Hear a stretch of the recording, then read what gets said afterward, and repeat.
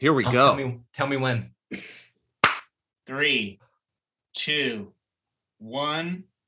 Hey guys, welcome to the Valleycast. Before we dive into it, I got something to tell you. Guess what? HelloFresh offers delicious, easy to prepare recipes and convenient doorstep delivery, plus calorie smart and carb smart options to make eating well easier than ever. So get 16 free meals plus 3 gifts with code Valleycast16 at HelloFresh.com/Valleycast16. Go to HelloFresh.com/Valleycast16 and use code Valleycast16 to get 16 free meals, plus 3 gifts. On to the show. Yeah, that was so good.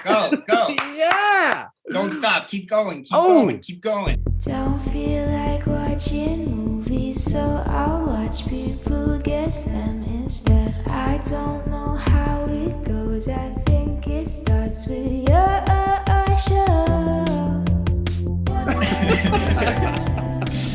What That's up, too many everybody? free gifts. Hi, everybody. We are in the Valleycast. It's me, it's Kevin Plachy, it's Elliott Morgan. Steve Zaragoza is off. He's on a spaceship, going to be one of the first to land on Mars. It's crazy. I'm so I don't know. proud of him. I didn't think he'd do it, but they picked him. He's on his way. It's going to be great.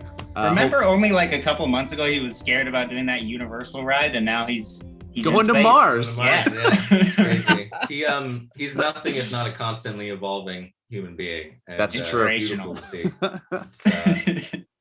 It's, So you got Anyway. the 3 of us that look like if you put us on a Yeah. chart, it's almost like an evolutionary chart of look and facial hair and style. yeah, we're like 3 slightly different versions of those memoji things Yeah. that you Yeah. can make on We all share the same one. I made it, and I was like, guys, I don't want you to have to go through the 5 minutes. Just use this one. We're just templates. White man templates. I have a stupid bit I do with the emojis where I make a ton of different celebrities. Like I have a Donald Trump one, a Joe Rogan one, a Nicki Minaj one, a Jeffree Star one, and I just randomly send those to people. Dude, I was hoping you were gonna just keep going like slightly right-leaning MAGA heads. Yeah. I got a Ben Shapiro.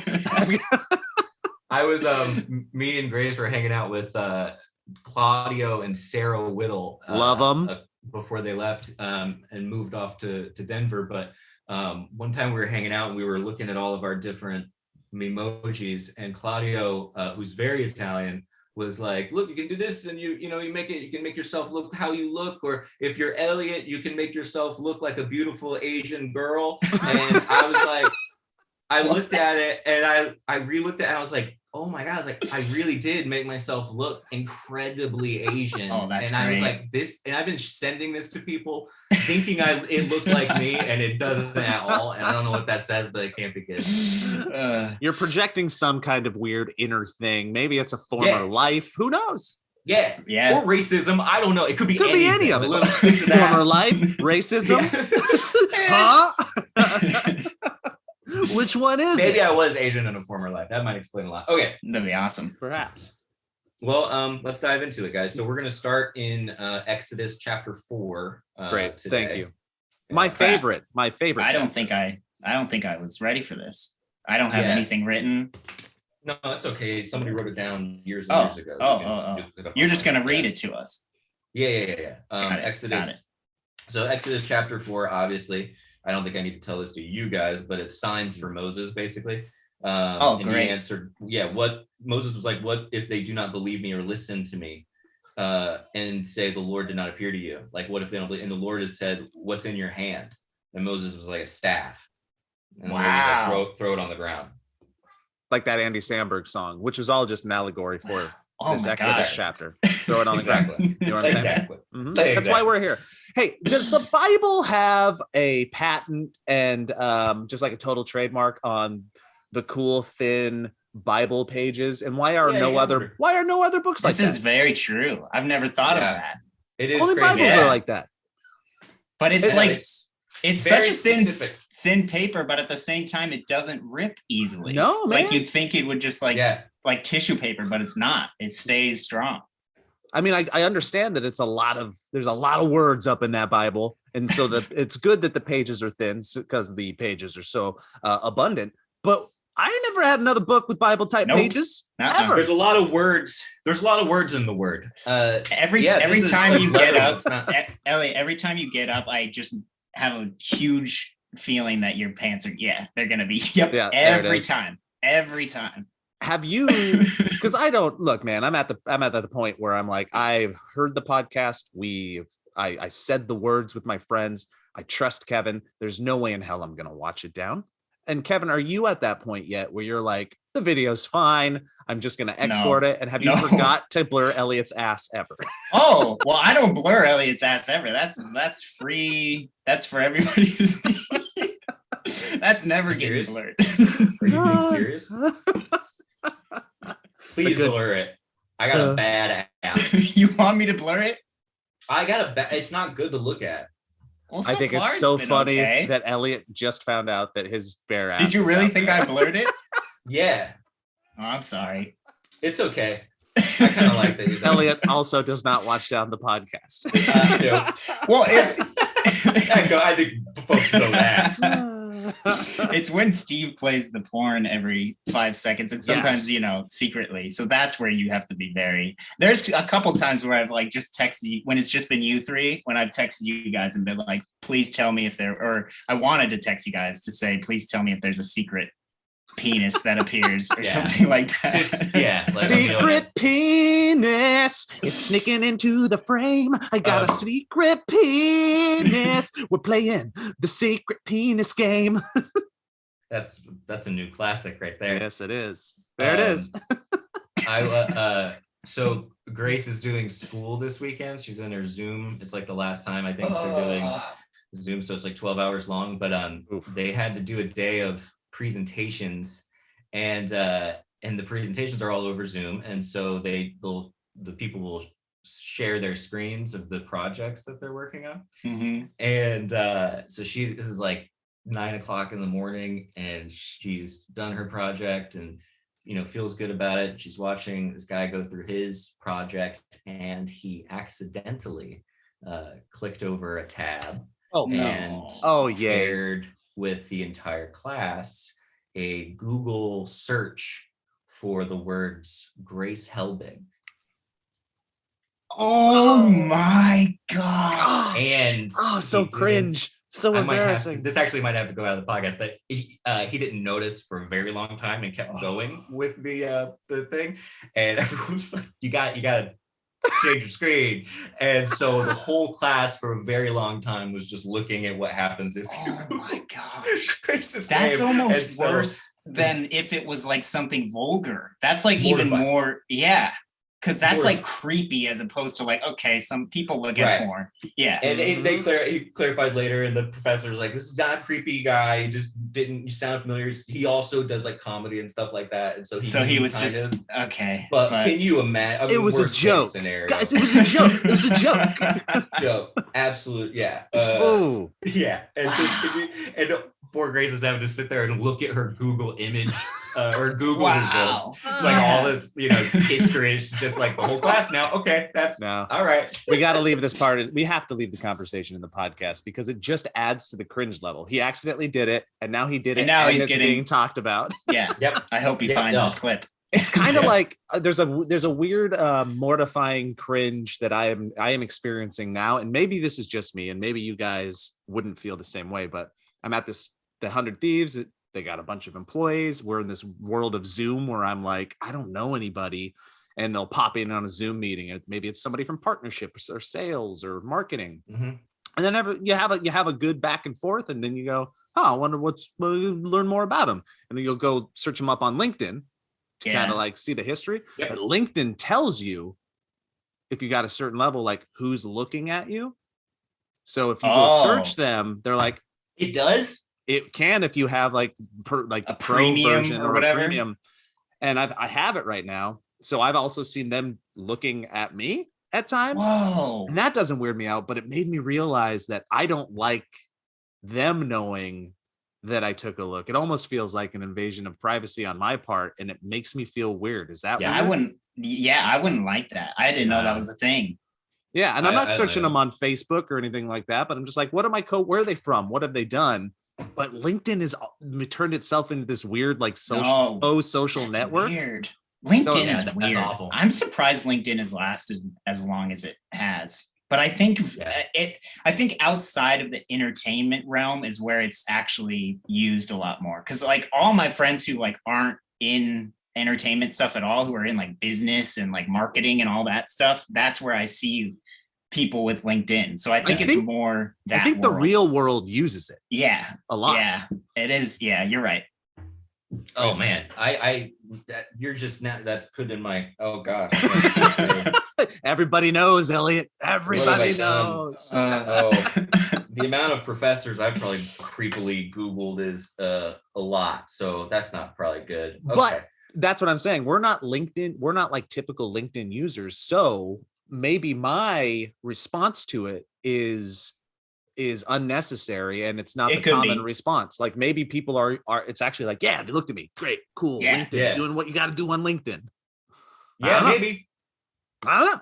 Neither I don't like not knowing it though. I feel like it would be nice if they gave you like a warning, like just so you know this, they're gonna see that you see this.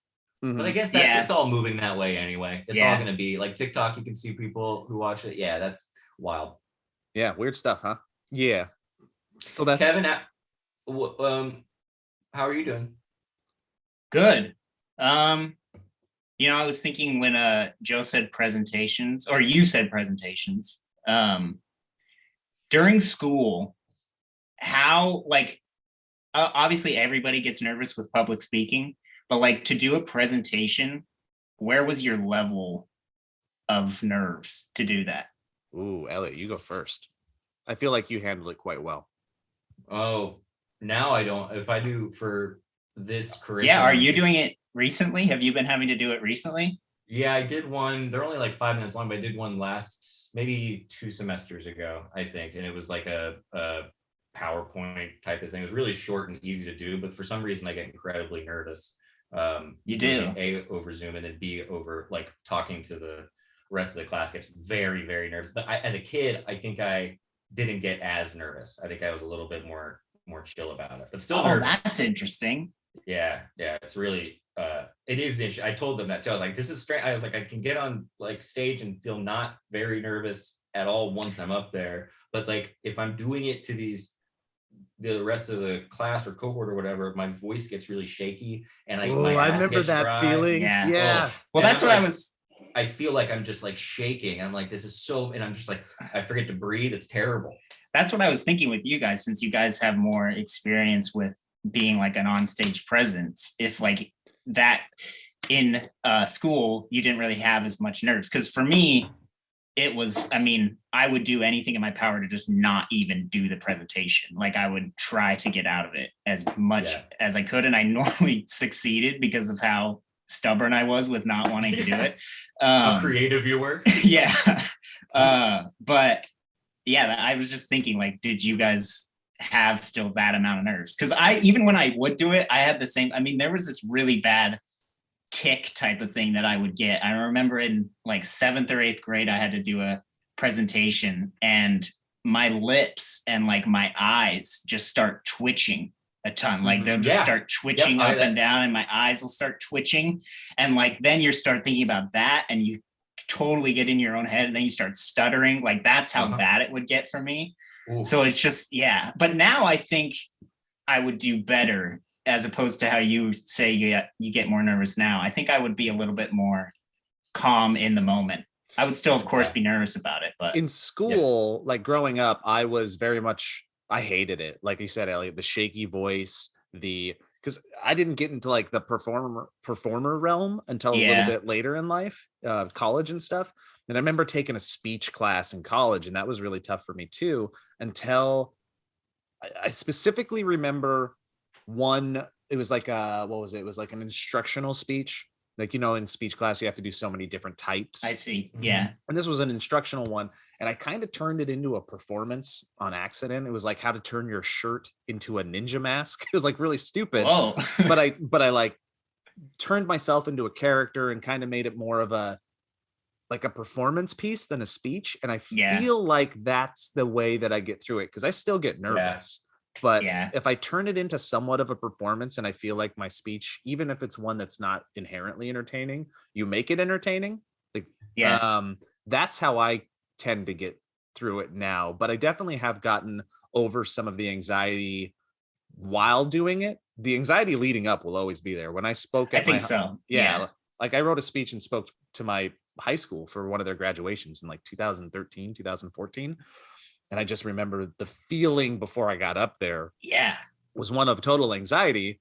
And then I wouldn't say I totally turned into a character for that speech, but I think I took on that mentality. So Yeah. it's a little bit easier. It's Preparedness is fucking, I think, key. And I'm a procrastinator, so that's a problem. But I'm not like a Mike Falzone. Mike Falzone can get up on stage or in front of a group of people and just riff and make it energetic and be able to go back and forth and funny. I don't think I'm that. Nowhere near it. So there's definitely like still presentation anxiety. It's crazy. It's crazy to me that is something that is like one of the top nerves for so many people. Like it's a majority thing. And like you said, most people have that huge fear leading up to it. Like most people are just super, super nervous before like a presentation. Like it's just a presentation in front of a class. It's such an interesting thing to me how scared we get to do that. Yeah. It's like they say like it's people are more scared by and large of public speaking than they are of death. And I forget what comedian it was. It's like that basically means you would rather be the person in the coffin than the person giving the eulogy. That's great. I like the performance thing though, Joe. That's like it's like you're making a role and you're performing that acting role. Yeah, but then the sort of Mike Falzone riffing, being completely yourself thing is a different kind it's of another level performance. And you can even like put yourself into that role. It's just I think what you're talking about, Kevin, with the in front of a class or whatever, maybe the fear that we're talking about is, of course, it's projecting, right? Like it's a fear of failure.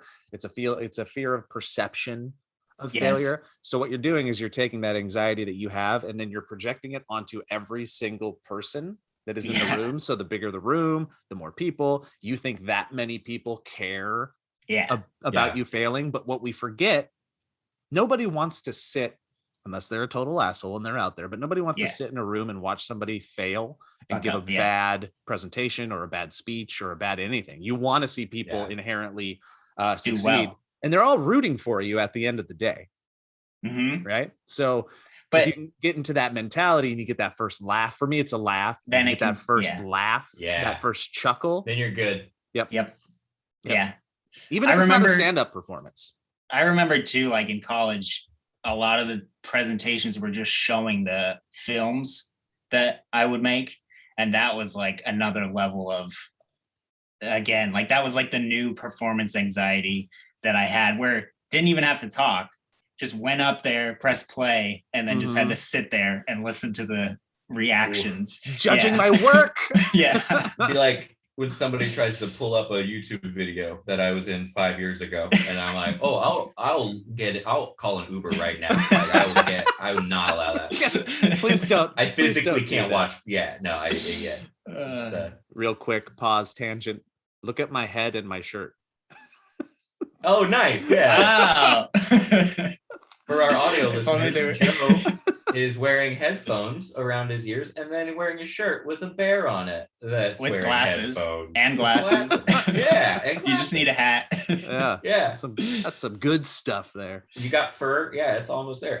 That's very funny. Yeah, I think the biggest fears that I've had as far as what we're talking about right now are the classroom versions of it. I think, agreed. Yeah. Giving that high school speech, giving a best man speech, like I've done all that stuff.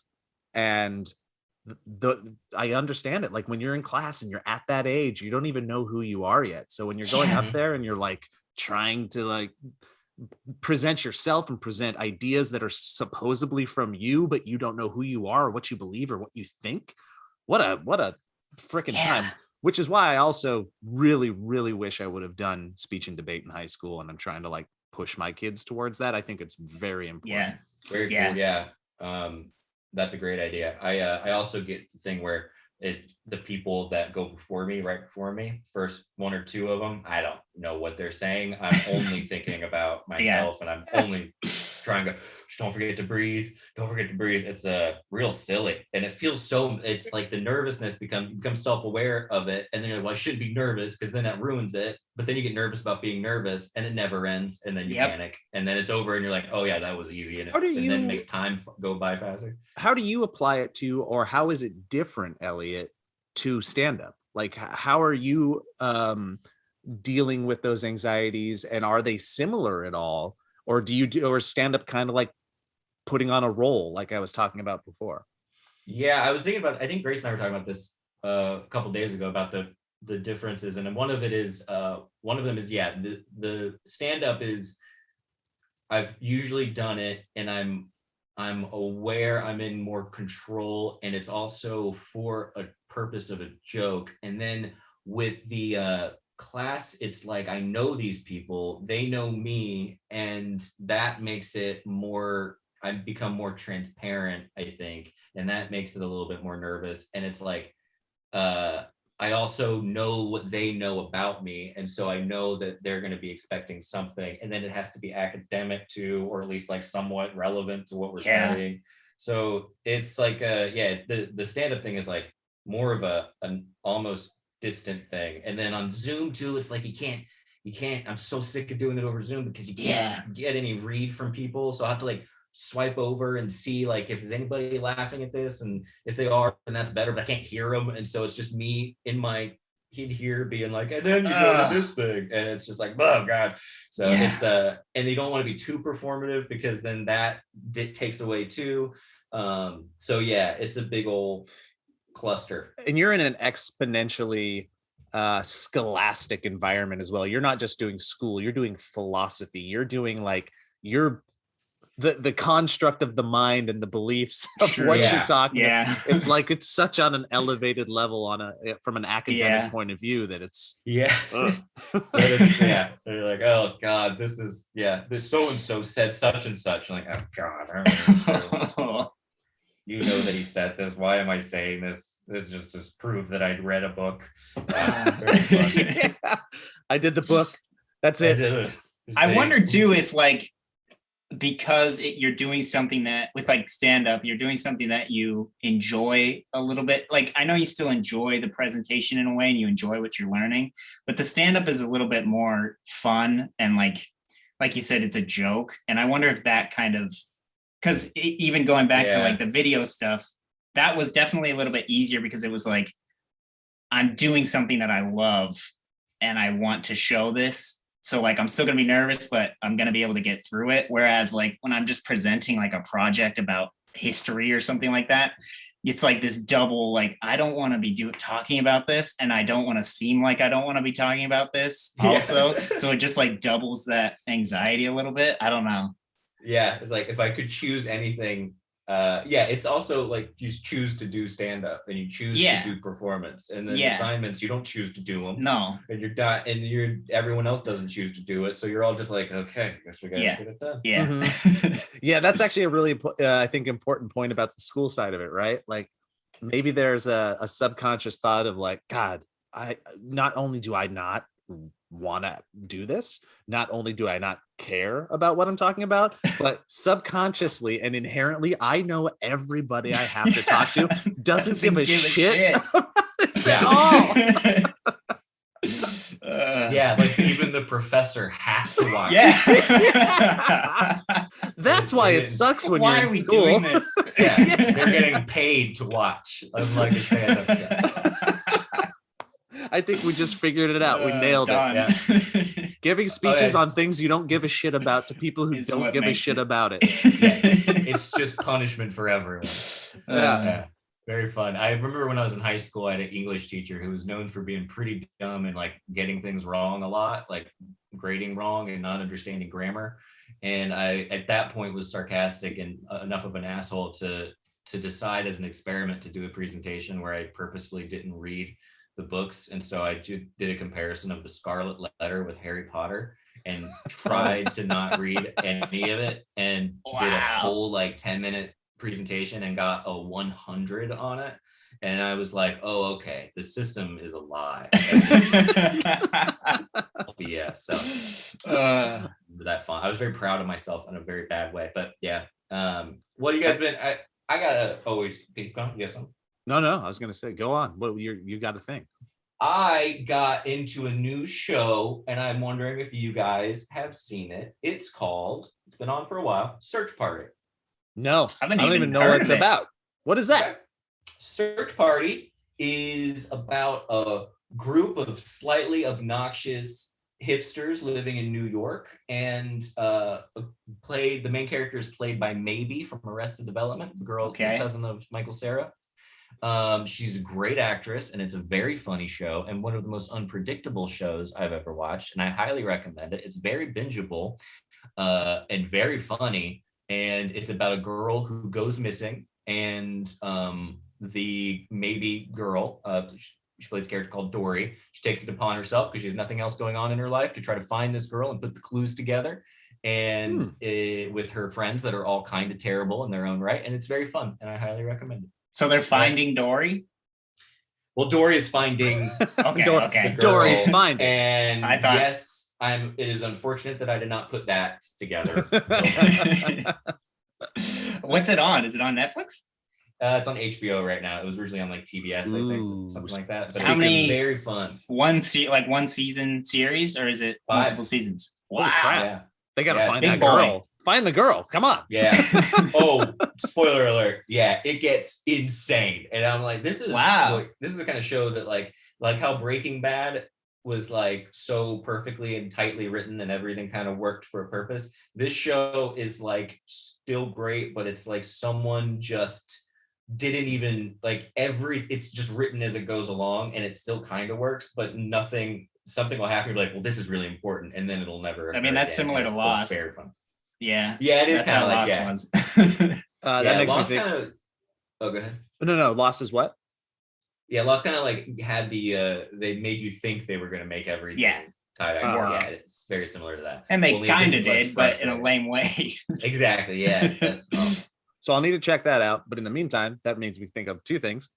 One, HBO brings me to Peacemaker. Have you guys been watching that at all? I just have seen ads, a bunch of ads. Oh my God. You got to do it. It's great. It's James Gunn at his best. He's doing his like going back to kind of like white trash vibe roots. Is he directing episods, or I thought he was just producing? He wrote and directed the first 3 episodes. Okay, sweet.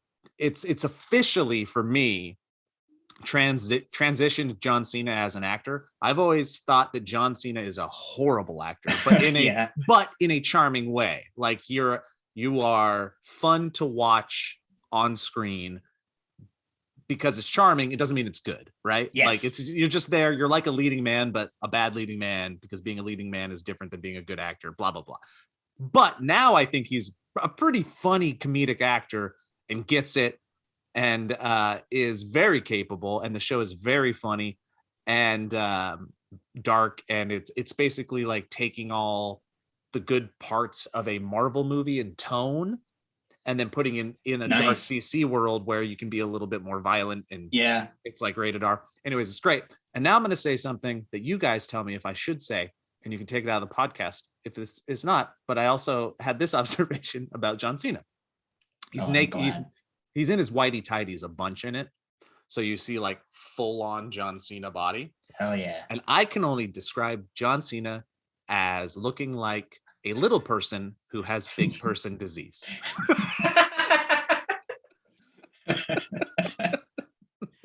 I mean, first of all, Joe, that's highly offensive. It's called Katy Perry syndrome. Now I want, because I don't know if I've seen a full body shot like that of John Cena. Now I really want to see it. Yeah. I know what you're talking about, Joe. It's been memed quite a bit. Him and the whitey tighties, like it's all. They even kind of talk about in the show when one of the little guy who's like real fast and karate choppy in the green, and he's like, I can't do anything. Like you're too like compact or whatever. It's really good though. I highly recommend it. And then your story also made me think of the thing that I haven't seen, which is a great way to start a conversation. But have you seen the preview for that new Will Arnett show?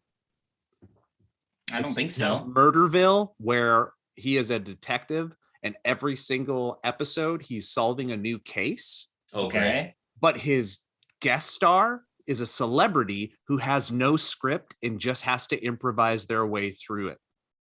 What? Whoa. So it's Will Arnett as the main detective, and then it's like Conan O'Brien's a guest, Ken Jeong, Sharon Stone. Like, wait, so how is it? Wow. How is the print like? It's a fake crime, and then they're shooting it, yeah, and they just have to react to I see. everything, yeah. Okay. Marshawn Lynch, the former running back of the Seattle Seahawks, is a guest. It's crazy. What's it on? Did you say? I don't know what it's on, but it's called Murderville. I love that. Cool. That's a great idea. Yeah, That's a great idea. You need people who could do that. Yeah, It's a bold idea. Like, yeah, I mean, you're successful. relying a lot on the people mhm. and the guest stars. Yeah. It seems like from the trailer they go in a bunch of smart directions with it. Like, it's not all the same thing. Like, they're doing an autopsy on a body at one point, and there's like they set it up so blood is squirting out everywhere. It's awesome. It looks like it's gonna be great. That's so fun. That's great. Yeah, your love of Peacemaker, Curtis, or Joe, reminds me of Curtis, who said the same thing. Curtis, that was shorthand. I do know Curtis. Curtis. You know I'm talking about, Curtis. But he was texting me, and also I was talking with, I think it was Andy Mogren yesterday, about my inability to correctly critically judge movies and TV, because I do like Peacemaker a lot, and I'm going to keep watching it. But there's something in it that's not quite grabbing me about it, and that leads me to believe that once again I'm wrong, and that I got broken. It's like I was thinking about how you guys really liked Ghostbusters, and I Matrix. Hold on. Matrix 4, but yeah, Matrix 4 also. Yeah, I like that. I didn't like Don't Look Up. Andy was like, "You're the only person who didn't like Don't Look Up." I've heard multiple I'm things like, about alright. Don't Look Up. I think Andy's very wrong about that assessment. A lot of people did not like it. Yeah. But a lot of people also did like it. But I haven't watched it yet, but I need to. All right, so now I'm gonna tangent back to the school thing real quick, because Jackson, my son, and without putting him on blast too much, is experiencing his first crush Wow. right now. Whoa, how cute! It's adorable. They're writing letters back and forth to each Oh, other. it's back and forth. It's not just him one-sided. It's love letters like, "Hey, Jackson, you're my favorite friend. My cat got scared and hid under the couch all night. Okay, bye." Oh, what a beautiful poem! That's a beautiful poem. It's very, very, very adorable. And I'm like, and I here's what I'm trying to do as a father, and I'm imploring this to Heather and even Hayden, because there's this natural reaction to go, "Ooh, you got a girlfriend. Like, what's your name? Yeah. Do you like her?" And I'm trying to stop that, like, in its tracks. And I'm just trying to be like, "Who's your friend? That's cool. It's really cool that you have an awesome friend like that. Tell me about her. How does she make you feel?" And because I'm trying to like not make it seem like having a friend or a girl that is a friend at that age is something that immediately has to be a crush situation. Immediately is a gender version of having a friend. So I'm trying to break that down a little bit, and also not make him feel self-conscious about it as much as possible. Good for you. And I'm trying to remember if I did that with Hayden, and I don't know if I did. And that, again, that's a gender thing as well, that but she also really didn't have any crushes growing up. But that being said, it's really cute. And I'm like, "So what? Tell me about her. Well, tell me about your friend." And he's like, "She's crazy." I'm like, "Huh?" He's like, "Yeah, she is. She's just, she's nuts. Everybody in class thinks she's crazy." And I'm like, "Oh, and you like her?" He's like, "Yes." Oh, yeah. Yep, that all checks out. Yep. Yeah. So it took him to crazy. Okay, He's that's crazy. part of it. It took him to second grade to get it. And then so I throw it back to you guys. When were your first crushes? And what Dude. about that crush? What made it? What was the thing that had you crushing at that age, if you can remember? I mean, my first crush was kindergarten for sure. If not even freaking preschool. I remember, but I don't know if I can remember a specific girl from preschool. But kindergarten, there was a girl named Sydney who I had a crush on probably from kindergarten all the way through like 5th or 6th grade. Whoa, super crush. Yeah. Nice. Never turned into anything. Just had a crush on her. It was one of those, I mean, I wasn't a person who just went up to girls and was like, hey, I like you type of thing. It was one of those crushes that you look across the classroom and wait until they make eye contact with you, and then you throw up everywhere. Yes. Yeah. That means I love you.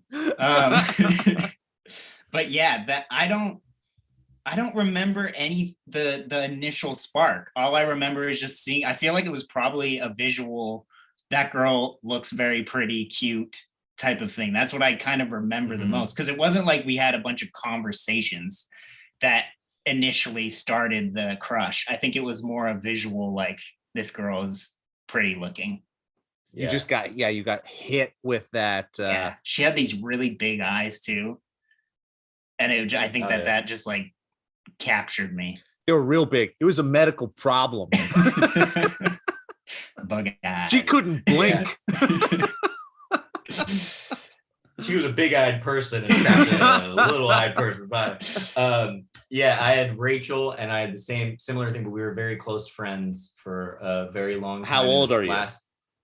First grade, kindergarten, I think, probably. Yeah. Up until 2nd grade. And it was weird. I remember being a kid, and it was like crushes would last a very long time, and they were like clockwork. It would be like, not clockwork is in the same schedule, but it'd be like the moment one went away, it'd be a very little time before I was like, oh yeah, yes, that girl now I think is cute. And it was the same idea. It was like nice face, fun to be around. Always wanted it to be like something I didn't know how to articulate, but totally was still like, butterflies and all that. So butterflies. I also think that that's part of the thing that is so good, Joe, about your kind of course correction there, because that the feeling when you're getting those butterflies and you have someone, a parent or an older sibling who's going like, oh, like I think it makes you feel very self-conscious about an already self-conscious situation, even though the person doing it is coming from a good place too, because it is so sweet. Yes. It is so nice.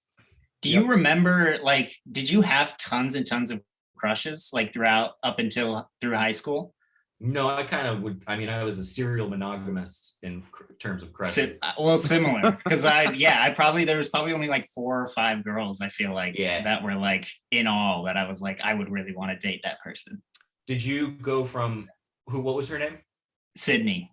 Did you change schools and so it was just out of sight, out of mind, or did you kind of just wake up one day? I think it was just like, I don't really remember. I think it was just like by that time. I had this problem with crushes too, where like I murdered them. Crush. I would have a crush, and then she'd end up dead. Like, I don't know what happened. It's only my problem. But I'd have a crush for a very long time.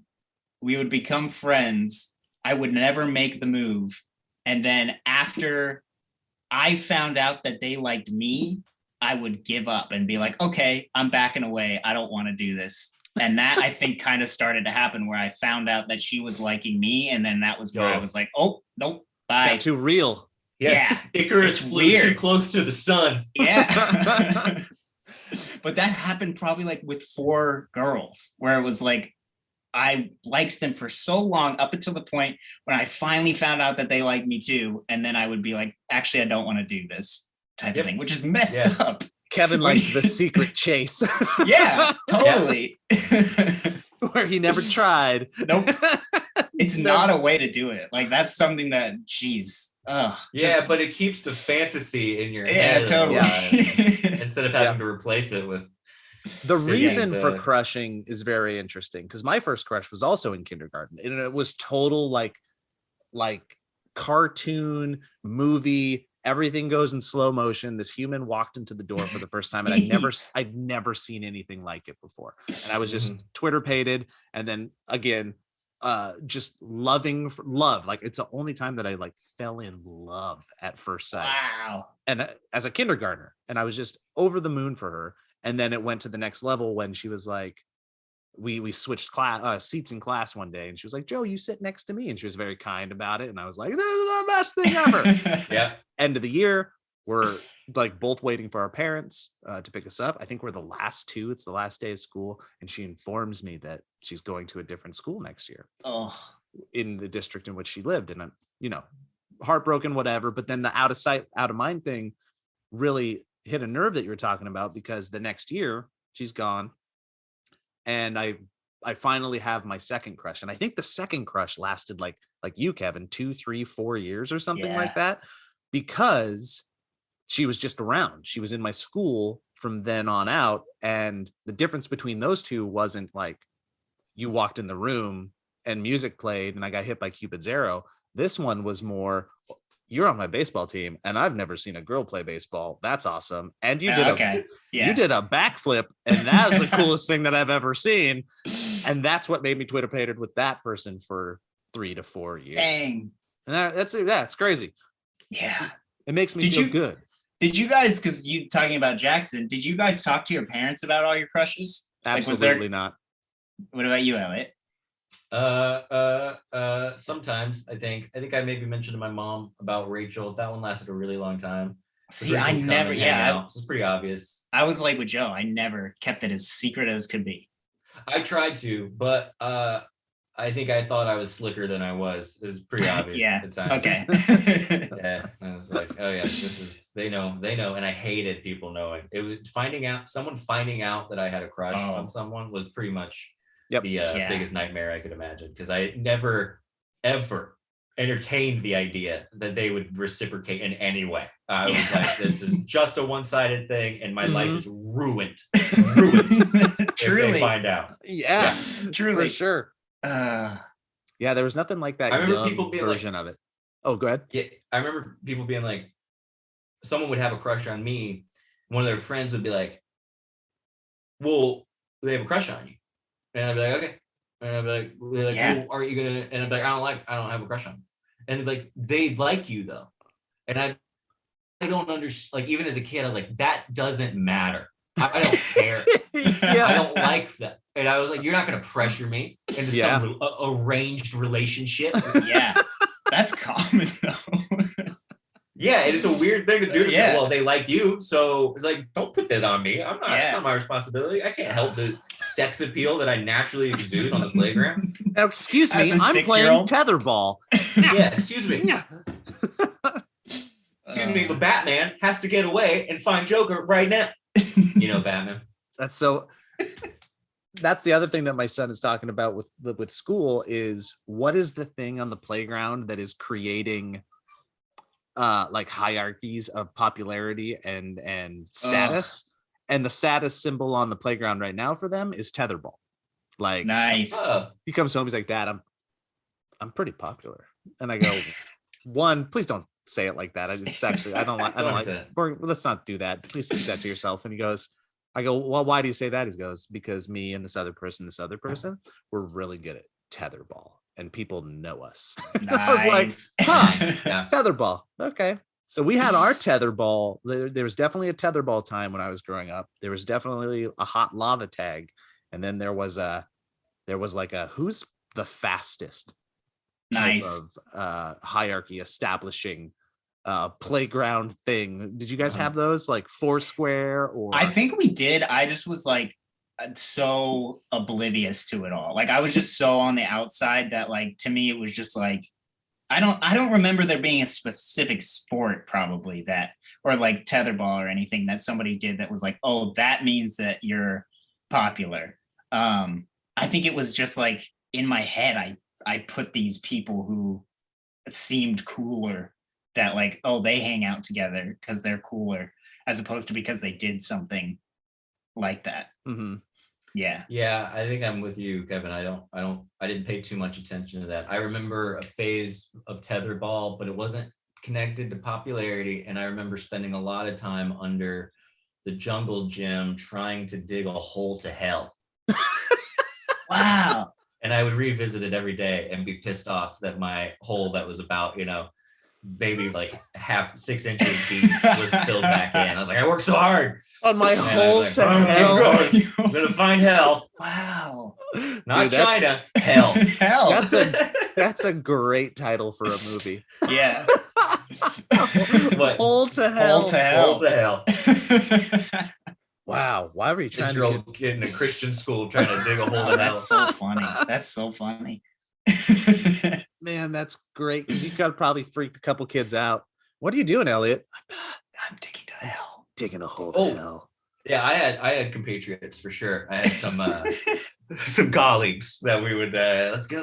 I'm gonna dig a hole. Let's do it. That's as Yeah. funny as Steve talking about when he was feeding batteries to the monster that they thought was in the drain. Dude. Oh man. That's so good. What drain was it that he thought he was feeding? It was just like a random, like I think, street drain to the ocean, and he was throwing batteries down in That's it. what. Yeah, you're right. Yeah. I'll take care of it. That'll do. That'll be fine. Uh, You guys transition to a new topic. I'm gonna go to the bathroom real quick. I have I have a question that I saw from the internet a couple weeks ago that I wanted to ask, but Oh, now nice. we have to wait for Joe to ask it. Do you want to get another question, or you want to preview it? You want to give your answer first, and then people can put. Well, context I don't around know. I haven't really thought about it. I kind of just wrote down the answer just so that I can bring it up and think about it at the same time. But the question Okay. is, if you could resurrect one person from the dead for a year, but lose all memory of them after, would you do it, and with who? Wait. Oh yeah. So this you will take a resurrect second. one person from the dead, but then afterwards you're gonna lose every single memory of them, including from before but including from before they died, and the year. and And when it happened, yeah, and you talking to them or whatever while they were with you for a year. And I like to just say, like, you have to do it because it says there's the question was like, would you do it? And I just want to I'm trying to think of somebody.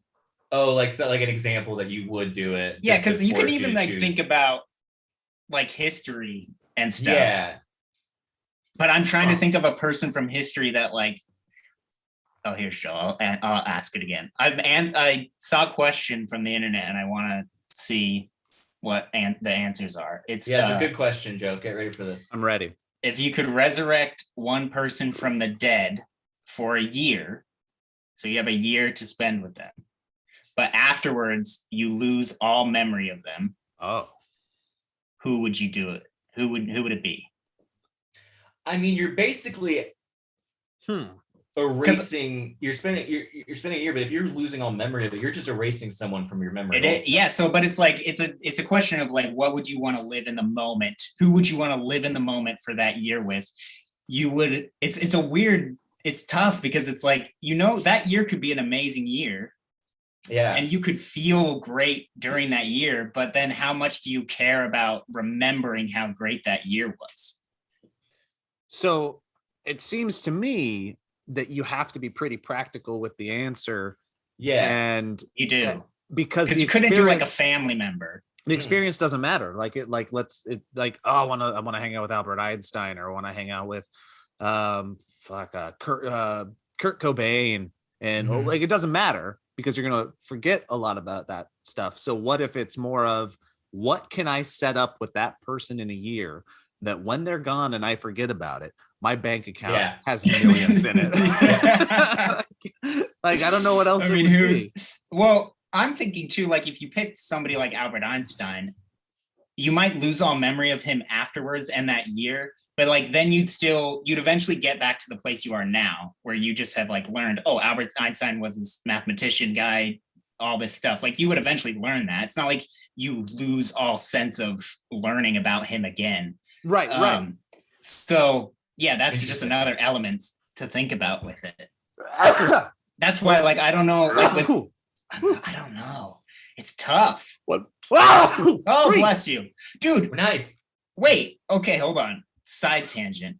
I want to know. This is really stupid, but I put it on Twitter because did you see it? I know. I think I know where you're going with this. Yeah. So me and Ellie, my girlfriend, she always sneezes twice. She never sneezes once. She always does 1, 2. Because after the first sneeze, I say bless you to her. But then I've had to get used to her sneezing again and saying it again. I like almost always just sneeze once. So I was like, it's so funny that you sneeze twice. And she's like, what do you mean? 3 times. She's like, what do you mean? Everybody sneezes twice. And I was like, no, they don't. People, that's not normal to sneeze twice like that. And she was like, that's how I've always sneezed. And then we did like a poll to see, like, do you normally sneeze once or twice? And it was a pretty 50-50 shot. Whoa. But I mean, to me, like, it was so strange that like she thought it was normal to sneeze twice like that. Do you guys have like choo choo choo? Because I know some people getting those sneezing fits. Yeah, I'm a little bit of across the board. You are? I know people who will do like 3 times the majority of the time. Dang. And it's like in succession like that. But I don't know. I think I can get 1 sneeze and I'm pretty good. But sometimes that's how I am. Yeah.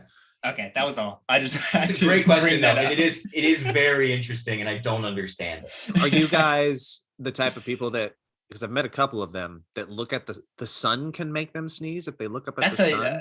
Yeah, I've heard that, but I think I've tried it enough times where it doesn't work for me. No, it just really hurts. It worked like a week ago, and I was like, "That's a coincidence."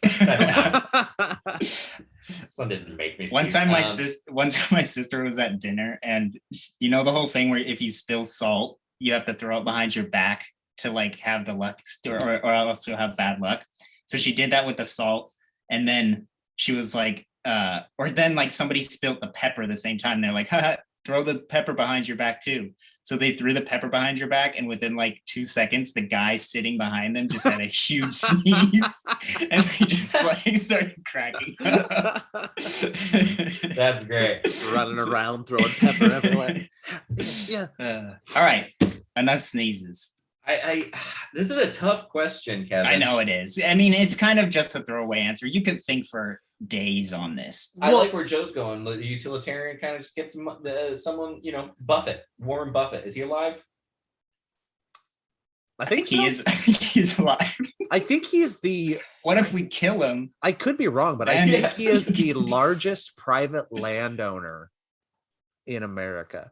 Like he just owns a shit ton of private land. Yeah, well, I was also thinking to kill him. That could be totally wrong. It could be another rich old white guy. What if you just brought back somebody that was like from the 1400s, just a random person, and like was able to just like have a conversation and like see what their life was like? But also, you don't get. To I know. Keep there's it. no. I know it's so. So there's utilitarian. Maybe. You could bring in a camera to all this and you could film a shit ton of stuff with them. And then that's different. So there's the utilitarian, like we're talking about, but there's also the altruistic. Who could we bring back for a year that could like help society if we just got their ideas and we got their unfinished work and we got it on camera and it got to like usher stuff forward again. I just think about like, here's a way we could maybe make millions without even bringing back somebody who. What if we took somebody from the 1400s or whatever and just did a like React channel and like filmed a bunch of React videos? That's like, a brilliant idea. 1400s person reacts to blah blah blah, because they have so many channels like that, and we have an actual person from the 1400s that can react to a bunch of. It's Jesus. Jesus Reacts is our new channel.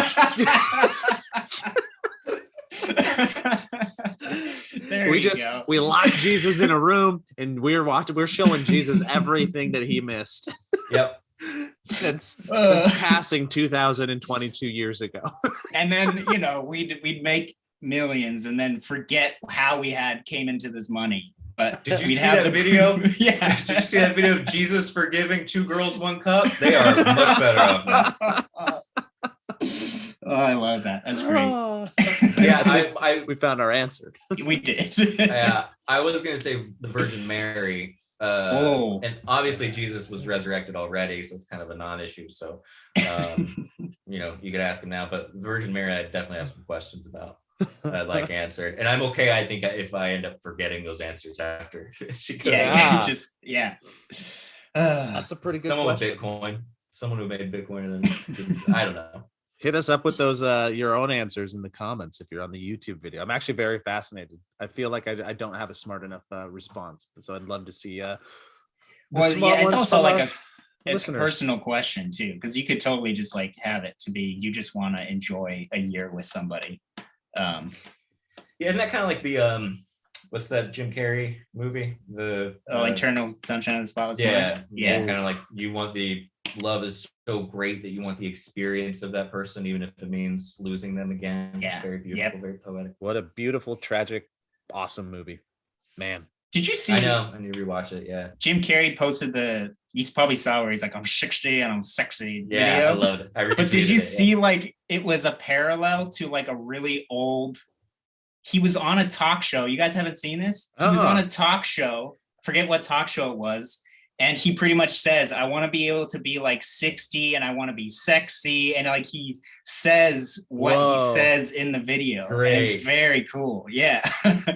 It's an awesome National little parallel. treasure. I'm loving his little like late 50s renaissance. And I know it's very connected to Sonic, but I love that people are enjoying seeing him again. And it's post like 4 years of Trump where he was doing his political paintings and stuff like that. And that's kind of what he was known for, which was actually very cool. But the fact that he's getting re-loved by a new generation. But I don't even feel like it was that long that he went without that love too. Comparatively to some people, like he only had like, I feel like a little patch of time where he wasn't really in the zeitgeist. Mm-hmm. Maybe not in that way. Because growing up, like I knew who Jim Carrey was. And then I feel like maybe in my like teens is when I kind of lost, like I didn't hear much about him, but now he's coming back. So it was only like, I feel like a patch of like 6-7 years. I think it was like the 2010s. Yeah, it was probably. Like, where's Jim? Yeah. Yeah, I wish he'd come back. Yeah, and then they would do like they did the Dumb and Dumber sequel with him, and that. Oh, you're right. Go well. Ooh, yeah. I always though like on Instagram Explore page the speech of him at the Golden Globes. I watch every single time it comes up where he's like, "I don't go to bed just little old me. I go to bed 2-time Golden Globe winner Jim Carrey." And I dream of being 3-time Golden Globe winner Jim Carrey, so that then I'll be complete. Wonderful. It's just so good. Then I'll be enough. He was already starting to hit that like philosophy side of him. Yeah, like just his Yep. Totally recognizes all BS, and he was just like I calling it out constantly. But oh god, he's wonderful, beautiful snowflake of a person. It was pre your time, I think, Kevin. But in your Jim Carrey love. Did you ever go back and watch his speeches, his acceptance speeches from like the MTV Movie Awards? When he would, oh my God, dude, there's a rabbit hole. I should watch that. Yeah. He's always doing it in character. He's in a costume. Wow. Like it's super, he's just super into it. It's so good. Wow. All performance art. Yeah, he would do like the long hair, like hippie guy. That's so good. Yeah. Nobody asked him to do it. It had nothing to do with the movies that he was in. He would just come with a brand new character. It's so good. That's so good. And that will be the first video on our Jesus Reacts channel. Jesus Reacts to Jim Carrey acceptance speeches. Yeah. Yeah. They're very similar in so many ways. MTV is me and Ellie were talking about MTV and how truly, because you guys grew up when MTV was massive, was like one of the main voice of the counterculture and the youth. And it's so crazy how even me growing up had kind of heard of MTV, but it wasn't, nobody talked about MTV. It's gone now pretty much. Nobody, I mean, it's still there, but nobody talks ridiculous. About it. But then it made me think like, what if, and I don't know if it probably won't go to a place like this because of the difference in how big it is, but like YouTube technically is this huge thing, like similar to how MTV was, where in the culture it's just this massive thing. And it's just weird to think that maybe in 10 years, it could not be talked about at all. Yeah, it seems to be heading that way. When you think a little bit more about it, YouTube is different in the sense, because this is where our conversation went, was like, it's different in the sense that it can be just a place that like anybody can put videos, whereas like MTV was a very controlled type of place. I think more like studios and that type of world is where maybe MTV, where it would have the same fate as MTV. But I think like YouTube and stuff is probably still going to be pretty high up on the roster of I don't think it's you're at. going anywhere necessarily, but it's not for the youth as much as it used to be. It's actually still catered to kind of people Elliott and I's age. There's a good MatPat video right now about like this new iteration, YouTube 4.0.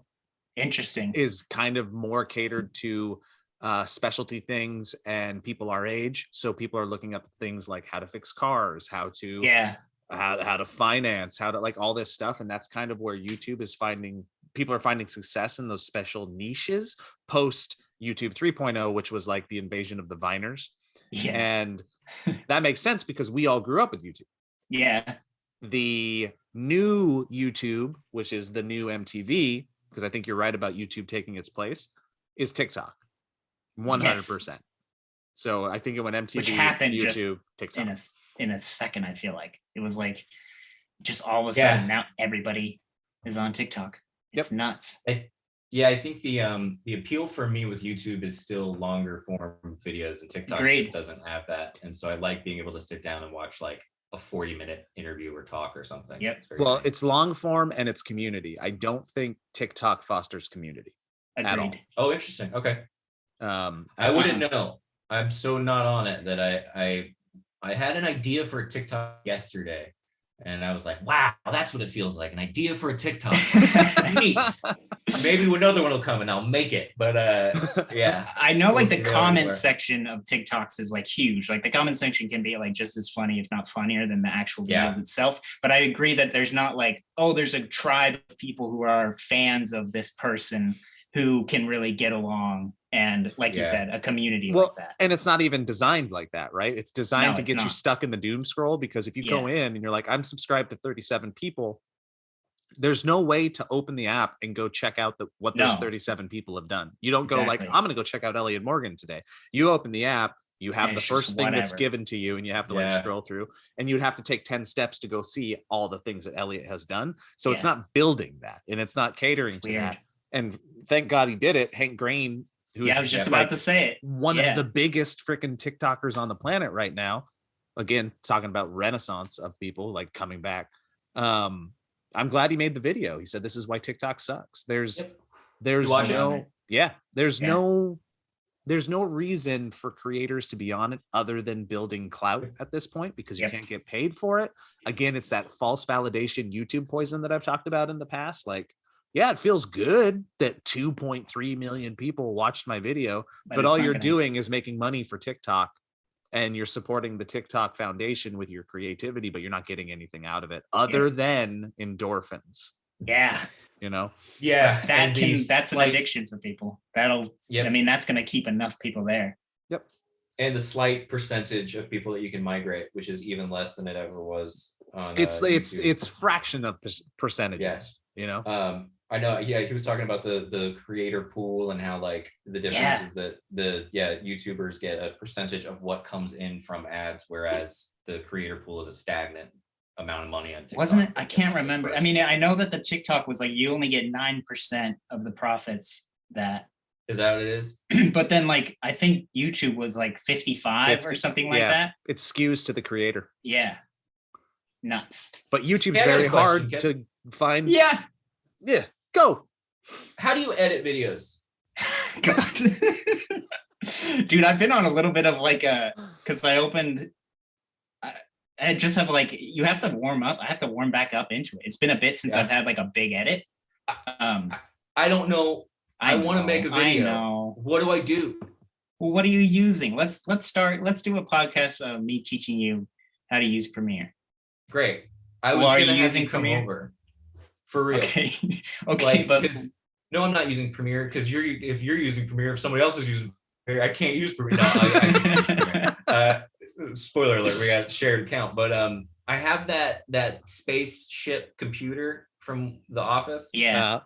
I Googled it, and I was like, it took me forever first of all to find out how to do that. I was like plugging things into Google, like computer silver cylinder, and it did not help at all.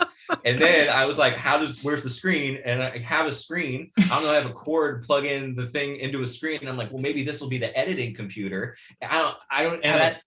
I'm like a 90-year-old. Elliott, you've been talent for too long. This is pathetic. I'm like, I can write it, I can talk it, after that, it's in God's hands. There's no. I mean, you just want to do basic editing too. Oh, it could not be more basic. Yeah, then it'll be an easy teach. All right. I'm gonna have you come over. Okay. I'm down. Truly. Like, I just need basic, and I need if it's basic, it won't take long. It'll be a simple plug a couple things in, turn it on. Great. Okay. Thank you for your time, Kevin. No problem. Kevin, congratulations. There was a lottery and you have been chosen to do the outro today. So go for it. Wow. Well, thank you, everybody. Yeah, I think we're an hour and No, fellas. I'm just getting started on trying to get Kevin to teach me over Zoom on a podcast how to edit. Well, you better buckle up. Yeah, go anyway. All right, everybody. Thank you for listening to the Valleycast. Thank you, Joe. Thank you, Elliott, and thank you, Steve. Thank you, Kevin. About to land on the planet Mars. Mm-hmm. Proud of him. Yeah.